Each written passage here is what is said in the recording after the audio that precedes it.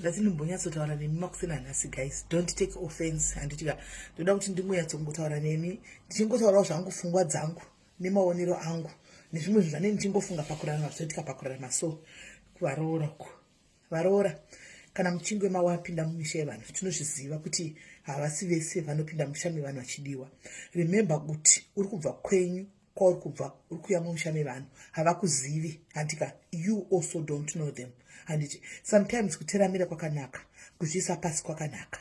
Ukaona ukapinda kazhinji kacho uchipinda mumusha usingadiwi. Handitika pakufamba kwenguva chero vese vanga vakahotspotana vasingakudi, but pakufamba kwenguva kana uri munhu akanaka panotozongoonekwa chete kuti autozomboshai imwe timu inopanduka youya kusaidi kwako itongoti apati munhu uyu guys munhu ari bho. Andimaona kungotaura nezvinhu zvatiri kuita izvi, but pachekwadi chake chepo uyu munhu munhu ari bho unotova mwana unomira newe. Ukaona ukaita muroora anosvika mumuri, woita kana vana 2, handitika woita kana makore, handitika uri momo uchigara nemwana wavamwene, handitika usina kana anokuda, usingagoni, uchiti handiwirirani navamwene zvachose, pane dambudziko. Ndoda kuti musazvitore nenzira yakaipa, ndoda kuti muzvitore nenzira yakanaka. Handitika pakakanganisika kuti pauri kukanganisa iwewo sedunga munhu unoziva ubve wazvitsiura, ubve wazvigadzirisa. It's never too late. Handika kuti tese tichinje mukati muupenyu hwedu. Hakuna munhu ari perfect. We all try to strive to be better people every day, right? Saka ukaona family yese isingakudi zvokuenda nekuenda, iwe bva wasvika ukaretain attitude kekuti inini wonini handina basa navo, handivadi, right? Mofamba along the line makadaro. Yes, zveshuwa mumafamilies munoroorwa vanhu. Kune mamwe mafamilies ari difficult zvokutodaro, ari difficult yekuti kana vasingade munhu they will struggle to accept zvokutodaro. Handiwaona zvokutodaro, but kana uri muroora iwe hauzodzokeri kumashure utaura kuti ini ndakatovanaka.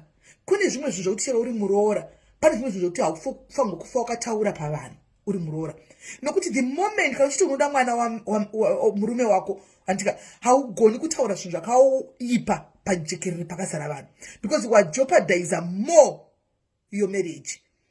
Probably makakonana panguva iyoyo nekutsamwa pane zvakawanda zvinoitika, asi if you don't say negative and bad or deep words, hanti vanozati kutsamwa kuriko konana kuriko, handika a chance of fixing that relationship inenge iripo.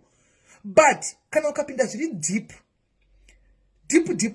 navamwene vako, I am telling you, murume wako will never choose you over mai vake.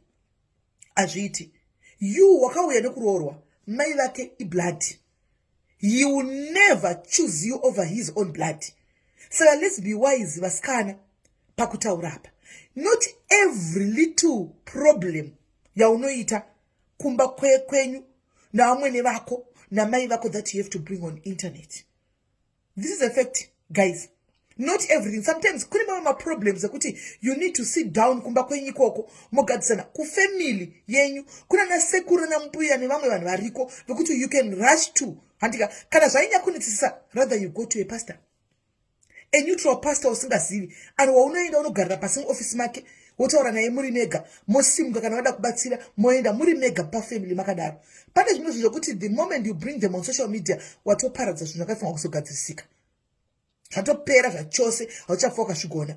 Kune mamwe mashoko ekuti chero zvoita sei haufanirwi kubuda, as long as uchigara nemurume wako uchinisana navamwene vako haufanirwi kubudisa mashoko iwayo kana uchida murume wako. The word rekuti muroyi, you can never call vamwene vako muroyi uchigara nemwana wavo. Word rekuti ihure, you can never call such derogatory words to your mom-in-law uchigara nemwana wavo.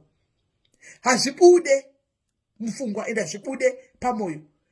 Unless zota uchadi makutoparadzana makutoenda, then you can call your names, because hapasina chakulingai wakutoenda zvacho watoti uzvudza iwe ndafuraktana kutoenda nchani kana kuona paupenyu wangu. But kana uchida mwana wavo uchigara naye, kune mashoko atofa wangosefa vasikana. Ngatisefei mashoko. Mama tinotaura, tinoputsa dzimba dzedu tega nekuda kufadza chaunga chinenge chisipo mangwana wakutambura uri wega. Chaunga ichi chatoda kufadza mangwana kana kupinda padambudziko, ndo vanenge vachitokuseka nezvaunenge uchitaura izvi. Let's be very careful on mashoko atinobudisa, especially kuvanhu vari padhuze nesu. Pane mashoko atinobudisa ari padhuze nesu, vanhu vari padhuze nesu kuti haatoiti kuti tiburitse, but tinoburitsa. We are all learning. Life is a teacher. Tiri kudzidza upenyu Each and every day as we wake up, we learn new things from different circumstances. Tiri kudzidza kuna munhu anotindogona zvese including nini wacho. But patinoona tinotaurana nekuonesana nekutogadzirisa iwe uri munhu wochitoenda wakadaro. Pane mamashoko asingafakataugwasikana. Right. Toti nevamwene vako matedza kuwirirana family yakaroga zvachose varamba. Handitika. Clearly nekuside family kwaunozvarwa. Ukaona usina kana one wanotindomira neuchitadhiwirira nevanhu vese vakomana ndotinetsa zvitarisawo. Uri wawega semunhu chimbogara pasi uchitarise kuti hausiri iwe the problem. Are you not the problem? Because we are quick to put blames on other people. We are quick to judge because we don't know the other party. We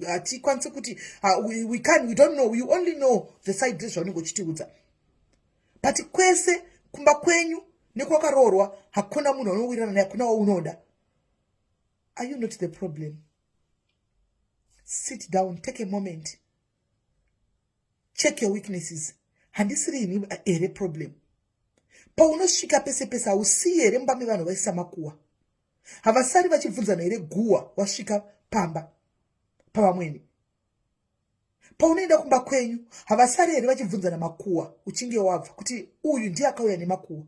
Vanhu vanotora chipiringishana. Paunosvika kumba kwavamwene kana kumba kwenyu hautauri here kwausina kuswera. Wakamira sei unhu hwako kumba kwenyu nekumba kwakaroorwa? Wakamira sei? Zvaunoita zvinoburitsawo here chimiro cheuroora? Zvaunoita kumba kwenyu chinoburitsawo here chimiro chemwana wokuti mai vanoti mwana wangu uyo vasinganyari?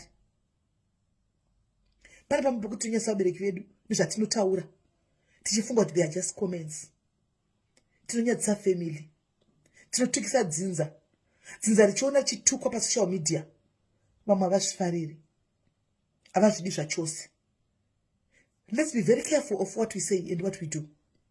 Kwatakarogwa uku nekuti mhuri dzedu uku.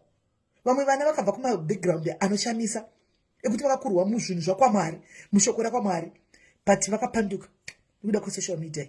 Ukaona shoko richibuda muromo make risingaiti rinobuda zvakare because tinopesera kutuka nemabereki vake. But vabereki pachanoziva vakazama by all means kudza mwana nenzira dzavo, but mwana akapanduka. In the process mhuri yese inotukwa, dzinza rese rinotukwa nezvatinoita nekutaura. Varoora, be very very careful of what you say. Uroyi hwavamwene hwakahuonepi? Kune vamwe vanotoedzana navamwene kuti omuroora handi kuda kurikutwa muwitchcraft. But hazvisi zvokuti unofamba uchiudza vanhu vese kuti vakatondinga vakada kundirikuta vakadai. No. You can handle this situation as long as uri mumusha mavo. Zvawaona mumusha mevanhu siya. Ukaona usiku vamwene vachipindigwa nababa vapa next door vatezvara vako vasipo, it's none of your business. Hazvineinewo kuti uye kusocial media vanoti udze vanhu vese kuti ndo zviri kuitika. Pamwe pacho ndisi problem. Let's sit down and check ourselves. Let's introspect. Who is the problem? Iwe? Kumuri kwakaroorwa kana kuti kumuri kwenyu? Atiskurwa. Tangotiudza nechokwadi.